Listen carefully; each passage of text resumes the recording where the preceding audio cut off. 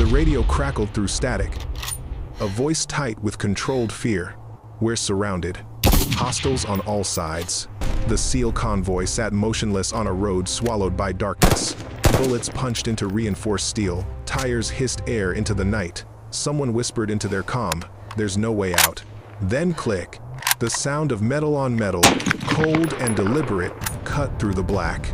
No one saw her. But when infrared light flickered across the ridgeline, the enemy began falling, one by one. The convoy moved like ghosts through hostile territory. 3 armored vehicles, running dark. No headlights, no moon. The kind of darkness that made you doubt your own hands in front of your face. Inside the lead vehicle, Staff Sergeant Marcus Brennan adjusted his night vision goggles for the 4th time in 10 minutes. "Echo 3 to all units," he spoke into his radio. "Maintain interval, stay sharp." Behind him, the other 2 vehicles hummed along the dirt road, engines muted to barely a whisper. 8 SEALs total, a routine extraction mission from a compromised safe house 12 kilometers north. Routine. That word had killed more operators than enemy fire ever had. In the second vehicle, Petty Officer Jackson Hayes checked his rifle for the 10th time. His fingers moved automatically, magazine seated, chamber loaded, safety on. The motions calmed him. Outside, the landscape was nothing but shapes within shapes, all varying shades of green through the NVG lenses. "Too quiet," Hayes muttered. "Every op is quiet, until it isn't," replied Chief Warrant Officer Daniel Pierce from the driver's seat. 20 years in the teams had taught Pierce to trust his gut. Right now, his gut was screaming. The road wound through a valley, steep ridges rising on both sides. Tactically, it was a nightmare-limited maneuverability, high ground advantage to anyone watching, only 2 directions to move. But intel had cleared this route. 3 separate reconnaissance passes, satellite imagery, signals intelligence, all clean. Brennan's eyes swept the ridgelines through his optics. Nothing. Just rocks and scrub vegetation, motionless in the still air, no wind tonight. Even nature seemed to be holding its breath. "Echo 3, this is Echo 2, Pierce's voice came through. Drone feed just dropped. Brennan felt his chest tighten. "Say again?" "UAV connection lost. Could be atmospheric, could be jamming, could be someone doesn't want us to see what's ahead," Hayes added, his voice flat. Brennan keyed his radio. "All units, weapons tight, eyes open. Echo 1, what's your status on communications?" The response came from Lieutenant Sarah Chen in the trail vehicle. "Comms are getting interference, some kind of signal disruption." The convoy slowed. Brennan's training fought against his instinct. Training said, maintain speed, trust your route, trust your intel. Instinct said something was very, very wrong. "Echo 3 to all units, prepare to..." The world exploded. The lead vehicle lurched upward as the road beneath it erupted in fire and shrapnel. The explosion wasn't large enough to destroy, just enough to disable. The vehicle crashed back down, its front left wheel shredded, axle snapped like a dry branch. "Contact front." Brennan's voice cut through the ringing in everyone's ears. Before the echo of the first explosion faded, muzzle flashes erupted from both ridgelines. Tracer rounds carved luminous paths through the darkness. Bullets hammered into the convoy like steel rain. Pierce yanked the second vehicle hard right, trying to find cover where none existed. "We're boxed in." Behind them, Chen's vehicle slewed to a halt, blocked by the disabled lead truck. She was already on the radio. "Echo 1 to any station. We are under effective fire, requesting immediate air support. Static. Nothing but white noise." "They're jamming everything," she shouted to her driver. The SEALs moved with practiced efficiency despite the chaos. Doors flew open, operators spilled out, weapons up, returning fire toward the muzzle flashes. But the enemy had chosen their ambush point perfectly. The SEALs were in a kill zone with nowhere to run. Hayes dropped beside the second vehicle's rear wheel, his rifle seeking targets. Through his NVG, he saw shapes moving on the eastern ridge. He fired controlled bursts, but the enemy was using the terrain expertly, appearing just long enough to shoot before disappearing behind rocks. "I count at least 20 hostiles, probably more," Hayes called out. Brennan pressed himself against the disabled lead vehicle, blood running from a cut above his eye. He toggled through radio frequencies, trying to punch through the jamming. Nothing. They were alone. "Defensive perimeter," he ordered. "Save your ammunition, pick your shots." The 8 SEALs formed a tight circle around the vehicles, each covering a sector. Professional, controlled. But Brennan could read the situation as clearly as a written sentence. They were outgunned, outpositioned, and cut off. The enemy had them exactly where they wanted them. An RPG streaked from the western ridge, a glowing line in the night. It missed the second vehicle by meters, exploding against a boulder in a shower of rock fragments. "They're bracketing us," Pierce said, his voice remarkably calm. "Next one won't miss." Chen crawled forward to Brennan's position, her radio clutched in one hand. "Sir, I can't raise anyone. We're completely isolated." Brennan's mind raced through options. Stay and fight, they'd be overwhelmed eventually. Try to break through, they'd be cut down in the open. The disabled vehicle made retreat impossible. They were trapped. Another voice crackled through on the short-range team frequency, one of the younger operators. "Sergeant, be honest. What are our chances?" Brennan looked at the muzzle flashes surrounding them, at the disabled vehicle, at his teammates' faces barely visible in the darkness. He keyed his radio. "We're surrounded." The words hung in the air like a death sentence. Every SEAL knew what that meant. Not impossible, not hopeless, but very, very bad. Hayes fired another burst toward the ridgeline, dropped the empty magazine, and slammed in a fresh one with practiced speed. "Well," he said quietly, "at least it'll be interesting." Thunder rolled across the valley except there were no clouds.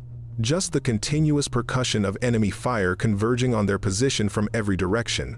800 meters southeast, overlooking the kill zone from an outcrop of broken limestone, Corporal Rachel Donovan lay motionless.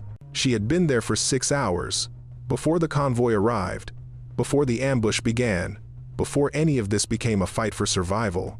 Her ghillie suit made her invisible against the rocky terrain, vegetation woven through the fabric until she was just another shadow among shadows. This wasn't supposed to happen. Rachel's mission had been simple. Advance reconnaissance for a larger operation planned for next week. Move into position, observe enemy patterns, report back. Solo insertion by helicopter 3 days ago, 2 kilometers from current position. Standard long-range surveillance. Boring, by design. She had watched the enemy fighters move into position that afternoon, counted them, tracked their equipment, noted their communications discipline. Professional fighters, not the usual scattered militants. They were setting up for something big. When the convoy appeared on the valley road below, her blood went cold. She'd keyed her radio immediately. Overwatch 1 to any station, be advised, hostile force in Sector 77, approximately 30 fighters, possible ambush setup. Nothing. Dead air. They were jamming long-range frequencies. Of course they were. Rachel had watched, helpless, as the lead vehicle rolled forward into the kill zone, had seen the explosion, the muzzle flashes. The trap snapped shut on 8 operators who had no idea death had been waiting for them. Through her scope, she could see the SEALs fighting back, professional even in desperation. She could see the enemy fighters maneuvering for better positions, preparing to overrun the convoy. She could see how this would end. Her training was clear. Observe, report, do not compromise your position. A lone operator couldn't change the outcome of a firefight like this. Revealing herself would accomplish nothing except adding one more casualty to the list. But training wasn't the only thing in her head. Different valley, different country. 3 years ago, she'd been with a team then, not alone. They'd been the ones caught in an ambush, calling for help that never came. She'd survived only because a teammate had covered her escape with his life. She'd carried his body tags back to base. Rachel's breathing was steady, controlled, but her hands were shaking slightly. Not from fear. From the weight of decision. Below, an RPG arced toward the convoy, missed. The next one wouldn't. Through her scope, she watched the SEAL team leader. She could see his rank insignia even at this distance, speaking into his radio. His face was visible for just a moment in the green glow of instrument lights. Young, maybe 30. Someone's son. Someone's brother. Rachel closed her eyes, opened them, made her decision. No one else dies because help didn't come, she whispered to the darkness. Her rifle was a custom-built precision instrument. Suppressed barrel, modified bolt, chambered in. 300 Winchester Magnum. Effective range, over 1,000 meters. In her hands, every part of that range was lethal. She'd brought 60 rounds. Against 30-plus enemy fighters, mathematics wasn't in her favor. But mathematics had never met Rachel Donovan. She shifted her position slightly, adjusting for the downward angle, found her breathing rhythm, calculated windage minimal, the air was still. Range, 770 meters to the nearest enemy position. Her finger moved to the trigger guard. Not yet. Wait for the moment. Wait for the shot that would matter most. Through her scope, she watched the enemy commander identifiable by his position and the radio in his hand giving orders to his fighters. That was her target. Rachel Donovan pulled the bolt back, chambering the first round. Click. Time stretched in that peculiar way it does before violence. Rachel's world narrowed to the circle of her scope, the rhythm of her breathing, the pressure of her finger against cold metal. She knew what would happen next. Once she fired, her position would be compromised. Not immediately, the suppressor would mask the muzzle flash and deaden the report, but the enemy wasn't stupid. After the first few of their people dropped without warning, they'd start looking for the source, start hunting her, and she was alone.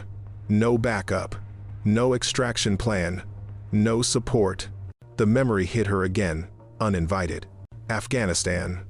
A valley that looked nothing like this one, but felt exactly the same. Her team pinned down, ammunition running low. They'd called for air support, for reinforcements, for anything. The response had been clear. Help was coming, hold position. Help had never arrived. One by one, her teammates had fallen. 5 operators dead because someone made a calculation that their lives weren't worth the risk of sending aid. Rachel had survived only because Sergeant Thomas Bradley had used his last magazine to cover her escape, had stood in the open drawing fire while she ran. She'd found his body the next day when the rescue team finally showed up, 12 hours too late.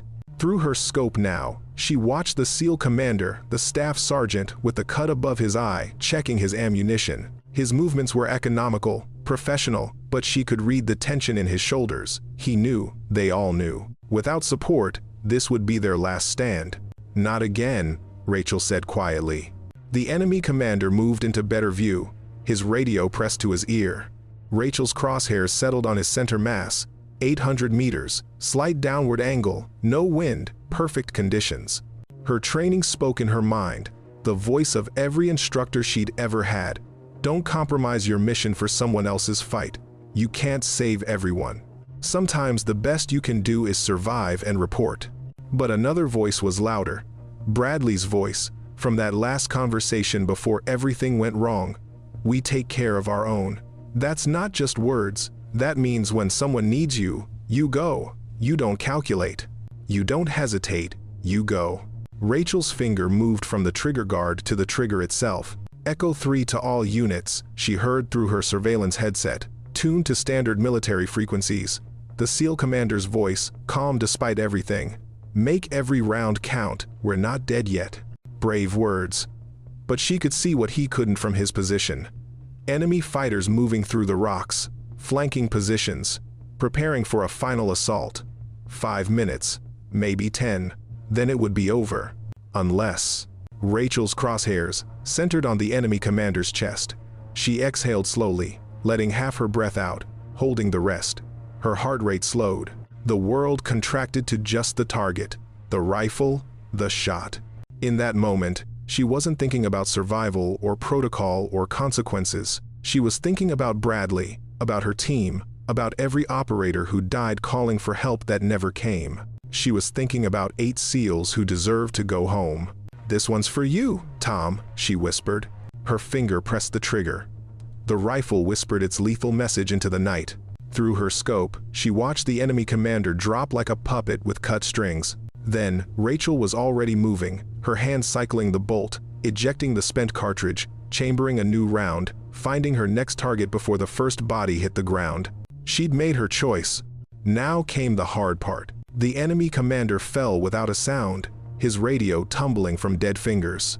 For 3 heartbeats, nothing changed. The firefight continued, tracers cutting through darkness, the SEALs returning fire from their defensive positions. No one had heard the suppressed shot. No one understood why their commander had suddenly collapsed. Rachel didn't wait for them to figure it out.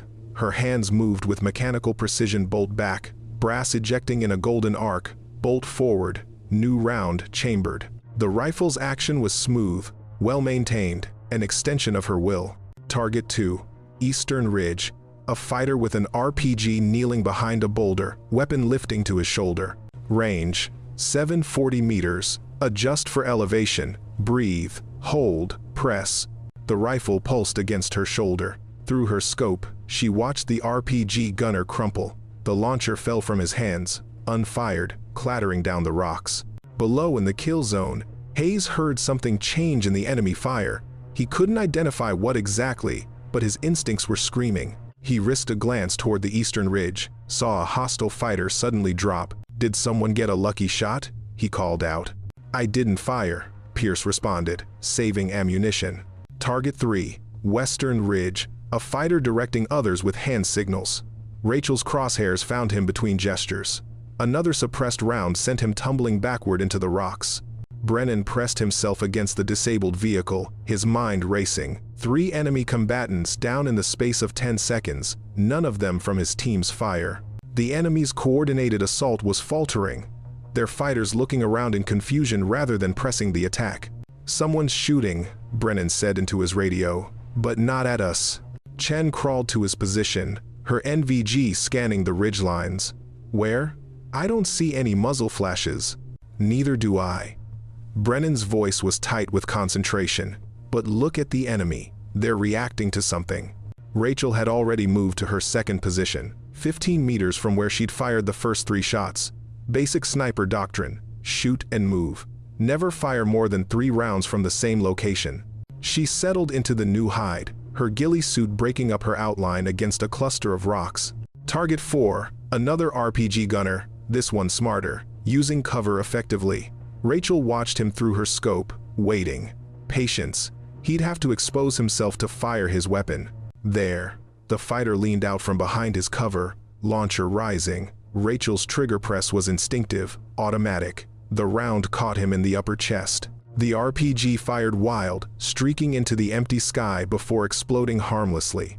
"There!" one of the younger SEALs shouted. "Someone's taking out their heavy weapons." Hayes squinted through his optics toward the ridgelines, trying to spot the source of the precision fire. Nothing.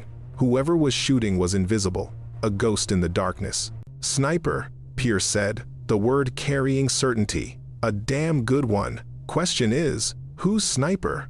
Rachel cycled her bolt again, the familiar click of metal against metal somehow reassuring despite the chaos around her.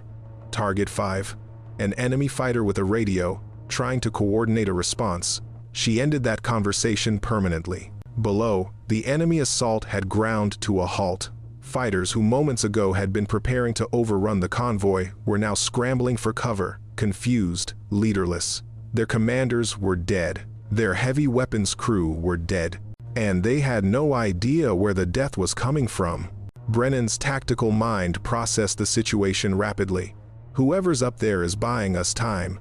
Reload, redistribute ammunition. When they figure out where the sniper is, we push toward the southern ridge. "That's suicide," Chen said. "So is staying here." Brennan's voice was grim. "But now we've got a chance." In the darkness above, Rachel Donovan settled her crosshairs on target 6. Click. The enemy wasn't stupid. After losing 8 fighters in 6 minutes to an invisible threat, they began to adapt. Rachel watched through her scope as the remaining hostiles changed their tactics. They stopped standing, stopped exposing themselves, started moving in pairs, one providing cover while the other advanced. More importantly, they started looking for her. Target 8, she'd lost count after 6, dropped while trying to flank toward her original position. But now, answering fire came toward her hide, not accurate but close enough to send rock chips spraying near her head. Time to move again. She low-crawled backward, movements glacially slow, controlled. Speed drew the eye. Smooth, steady motion could be invisible even to trained observers. Her ghillie suit dragged across stone, the sound masked by the ongoing firefight below. 20 meters. 30. She reached a cluster of boulders that provided better overhead cover and settled in. 3 deep breaths to slow her heart rate. Check her surroundings. Clear her scope lens of dust. Through her optics, she saw enemy fighters pointing toward her last position. Smart. They triangulated roughly where the shots had come from. One fighter had something in his hands. It took Rachel a moment to recognize it as a thermal imaging monocular. That changed everything. Her ghillie suit defeated visual detection, but thermal was different. The temperature difference between her body and the cold rocks would show up like a beacon if they got close enough with that device. Target 9, the fighter with the thermal imager. Priority target. She had to take him down before he located her. But he was smart, keeping mostly behind cover, only occasionally rising to scan. Rachel's finger rested on the trigger, waiting. Patience was a sniper's greatest weapon, greater even than marksmanship. There. He lifted the thermal imager to his eye, exposing his head and shoulders for 3 seconds. Rachel didn't need 3 seconds, she needed 1. The suppressed rifle whispered. The fighter with the thermal imager jerked backward, the device tumbling from his hands to shatter on the rocks. Immediately, concentrated fire raked her position. They'd seen that muzzle flash, despite the suppressor. Rachel pressed herself flat against the stone as bullets screamed overhead, some ricocheting off the boulders with metallic shrieks. She wormed deeper into the rocks, finding a crevice barely wide enough for her body. Above, a spotlight suddenly blazed to life. Someone had a portable flood and was sweeping it across the ridgeline. If that light caught her, Rachel stayed absolutely still, controlling her breathing, willing herself to become stone. The light passed over her position once, twice. The rocks around her cast deep shadows. Her ghillie suit blended with the terrain.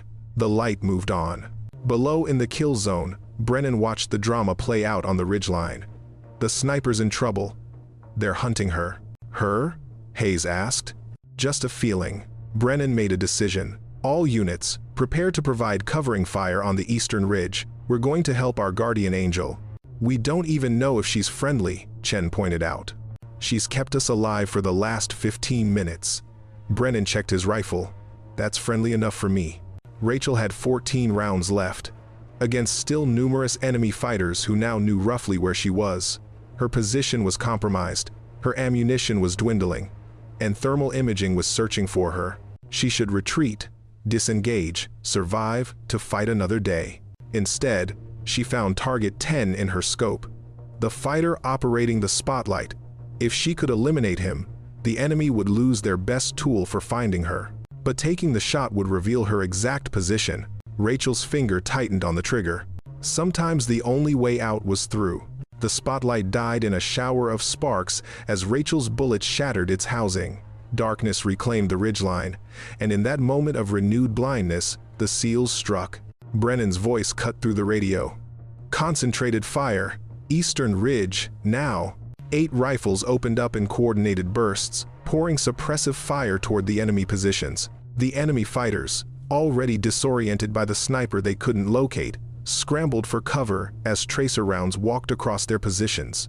Rachel used the distraction perfectly. She displaced again, moving 50 meters north to a new hide. Her legs burned from the low crawl, her shoulders ached, but she didn't stop until she found suitable cover behind an overhanging shelf of rock. From this new angle, she could see what the SEALs were doing. They weren't just providing random covering fire, they were deliberately drawing enemy attention away from her sector of the ridgeline. They'd figured out where she was, roughly, and they were protecting her. They're adapting, Hayes said, thumbing a fresh magazine into his rifle. Watch the pattern. The sniper shoots. We suppress. Sniper moves. Someone down here knows what they're doing. Pierce risked a glance toward the ridgeline, trying to catch any glimpse of their mysterious benefactor. Nothing. Whoever was up there was professional enough to stay invisible even while actively engaging. Military training, Pierce concluded. No civilian could maintain that discipline under this kind of pressure. One of ours? Chen asked. Has to be. But I've never seen a solo Overwatch positioned this far from a convoy route.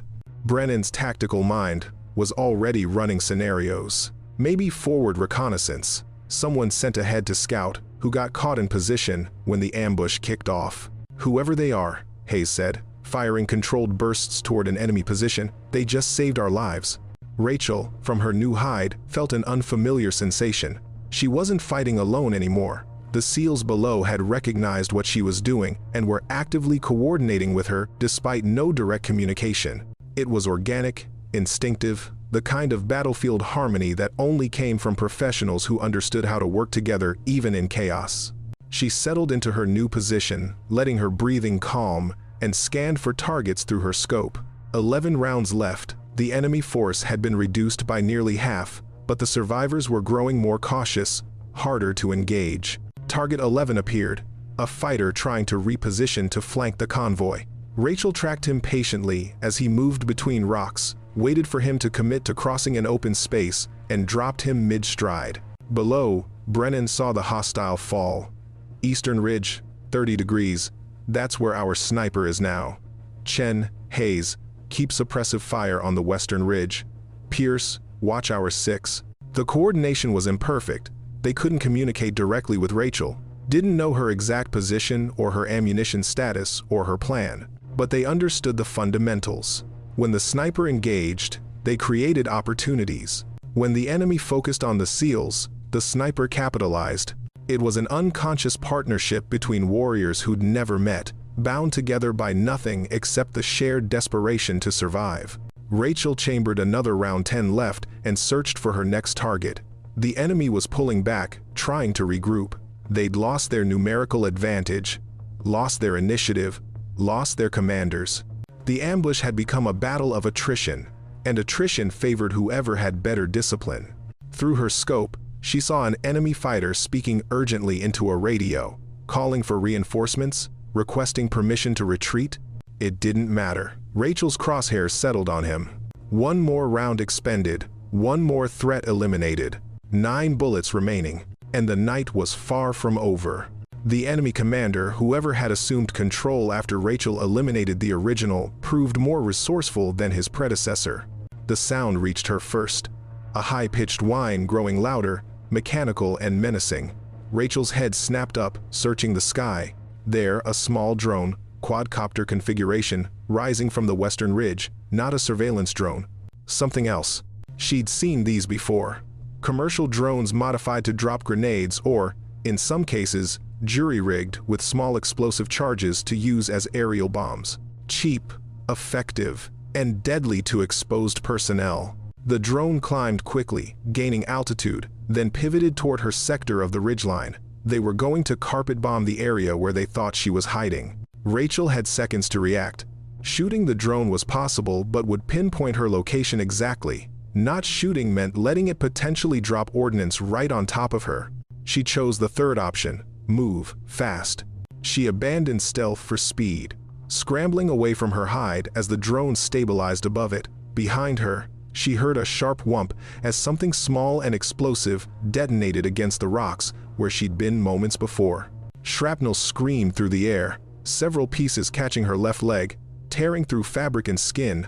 Rachel ignored the pain, kept moving, dropping into a narrow ravine that provided overhead cover. Her leg burned where the shrapnel had hit, blood soaking into her pant leg, but nothing felt broken. She could still move, still fight, but her night vision goggles hadn't survived. She pulled them off, the left lens cracked and useless. The housing bent from her rapid movement over rough terrain. In the darkness, without NVG, she was effectively blind. The enemy knew they'd hit something.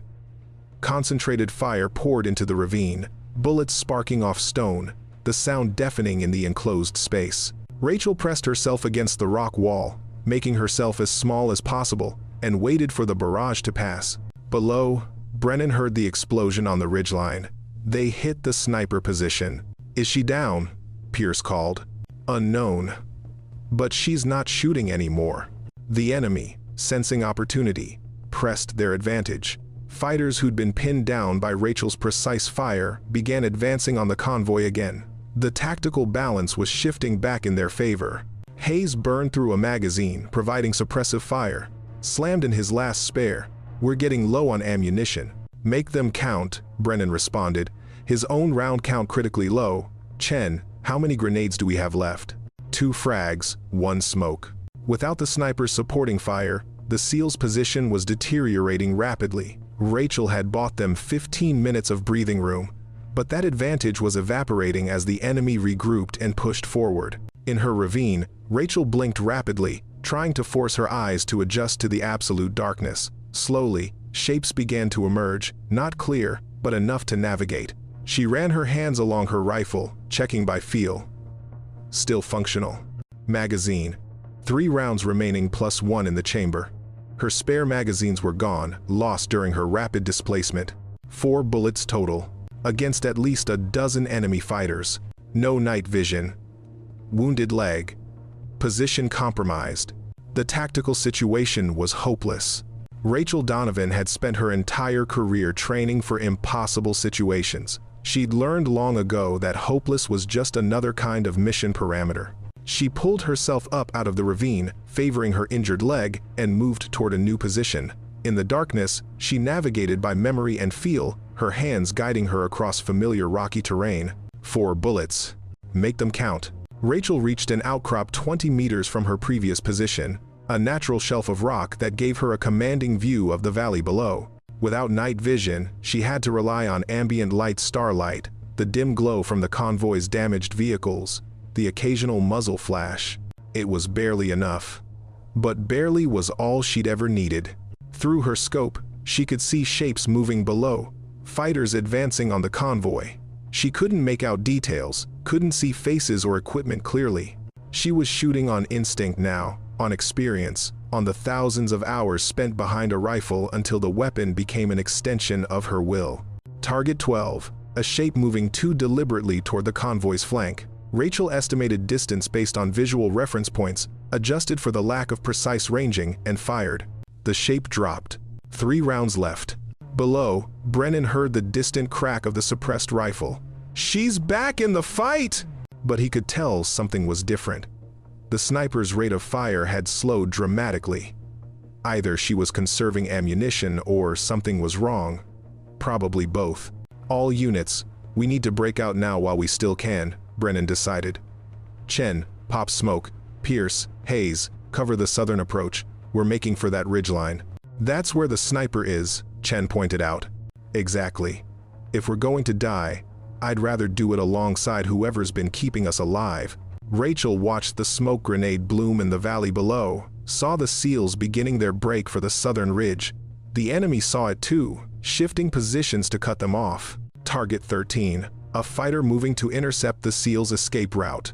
Rachel's shot was rushed, not her usual patient precision, but at this range, with degraded optics, perfection wasn't possible. The fighter stumbled, clutched his side, went down. 2 rounds left. Her leg throbbed with every heartbeat, blood loss making her lightheaded. She could feel shock trying to creep in, the body's natural response to trauma. She pushed it back through sheer will. Not yet. Not until this was finished. The SEALs were moving, fire and maneuver, one element shooting while the other advanced. Professional, controlled, but the enemy had numbers, and numbers would win eventually. Rachel's crosshairs settled on another target, a fighter with a light machine gun setting up to rake the SEALs' advance. This was the shot that mattered. If she missed, that machine gun would cut them down. She'd lost her night vision, lost most of her ammunition, lost the element of surprise. Every advantage she'd had at the start of this engagement was gone. All she had left was skill. Rachel's breathing slowed to almost nothing. Her heart rate dropped.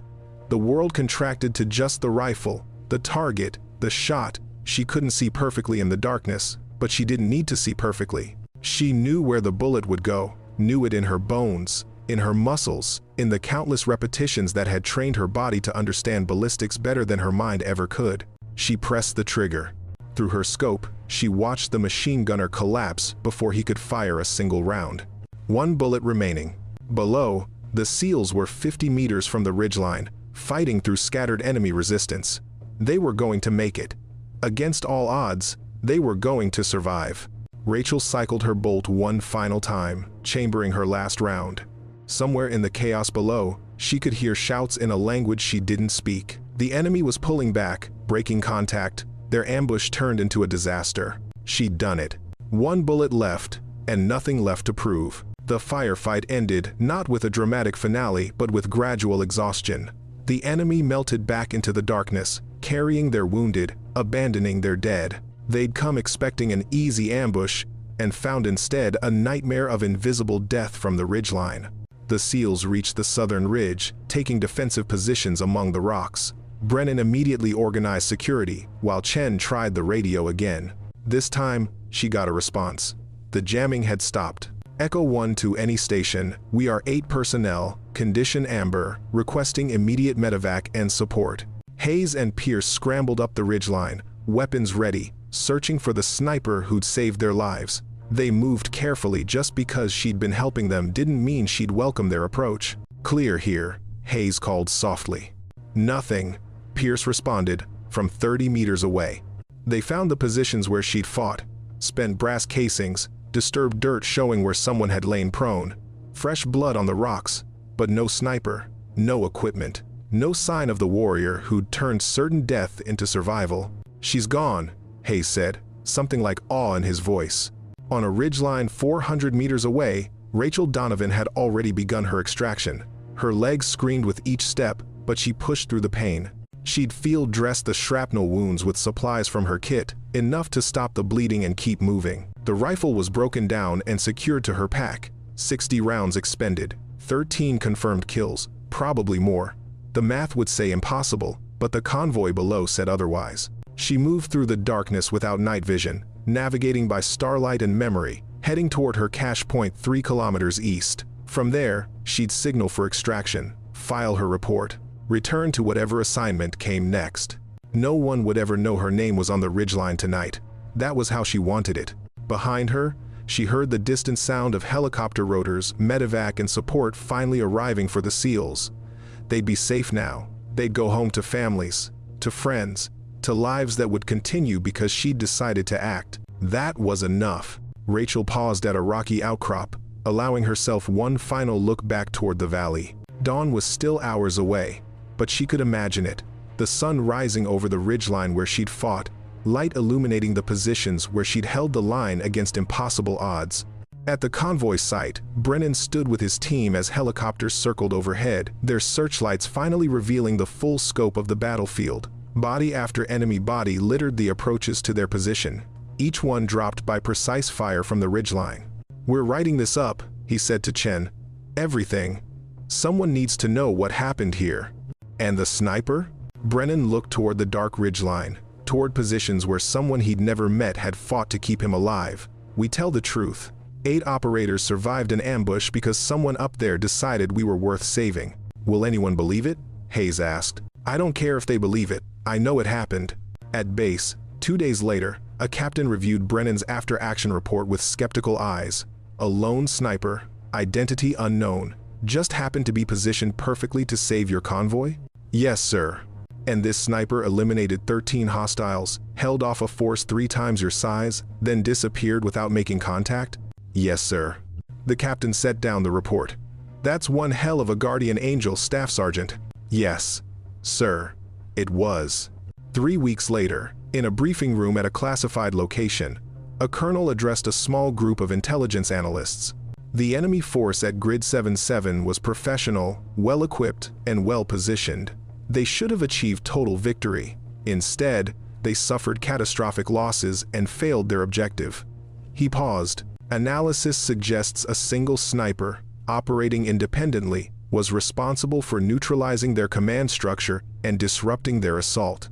"Do we know who?" someone asked. "No. And officially, we're not looking." The colonel's expression was unreadable. Whoever was on that ridgeline saved 8 American lives. Some mysteries don't need solving. At a small apartment off base, Rachel Donovan sat cleaning her rifle. The leg wound had required 12 stitches but was healing well. The after-action report she'd filed had been appropriately vague. Conducted reconnaissance. Observed hostile activity. Returned to base. No mention of the convoy. No mention of the firefight. No mention of the 13 rounds that had changed everything. Her phone buzzed. New orders. New mission. Another ridgeline somewhere. Another target to observe. Another lonely position where she'd be the only thing between chaos and catastrophe. She accepted the mission with a simple text. Acknowledged. Some people chased medals and recognition. Rachel Donovan chased something simpler. The knowledge that somewhere 8 operators were home with their families tonight because she'd pulled a trigger in the darkness. That was its own reward. She reassembled her rifle with practiced efficiency, each part sliding into place with satisfying precision.